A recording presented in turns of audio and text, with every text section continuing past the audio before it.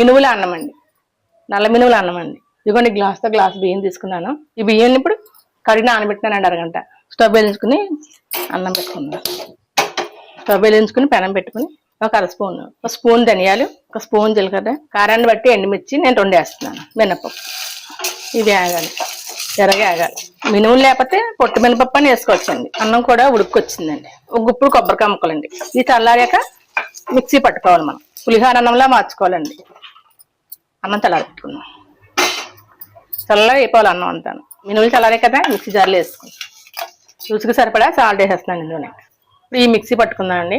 ఇలా బరగ్గా ఆడుకోవాలండి. స్టవ్ వెలిగించుకుని పెనం పెట్టుకుందాం. వేరుశనగలోనే ఒక స్పూన్ వేస్తున్నాను. 1 స్పూన్ ఆవాలు, 1 స్పూన్ జీలకర్ర, 1 ఎండుమిర్చి, కొంచెం కరివేపాకు. మనం ఆడుకున్నాం కదండి మినుముల పొడి, ఇది వేసుకుందాం. ఇది కొంచెం ఇలా నూనెలో వేగితే బాగుంటుంది. వేగిందండి. అన్నం కూడా చల్లారింది. అన్నం ఇందులో వేసుకుని కలుపుకోవాలి బాగా. ఈ మినుముల పొడి అంతా అన్నానికి పట్టాలి. ఇలాంటి అన్ని ఆరోగ్యానికి మంచిదండి.